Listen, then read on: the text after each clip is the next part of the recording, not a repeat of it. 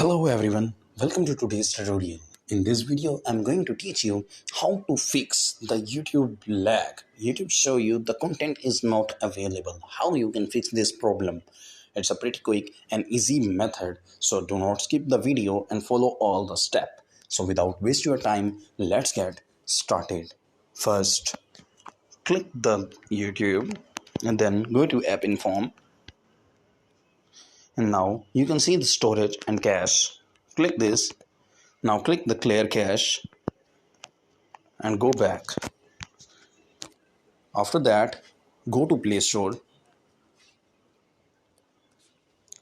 and search YouTube. Always update your YouTube. Sometimes your YouTube is not updated. That's why it's shown the error. So update your YouTube. So this video is helpful to you. Please subscribe my channel and like my video.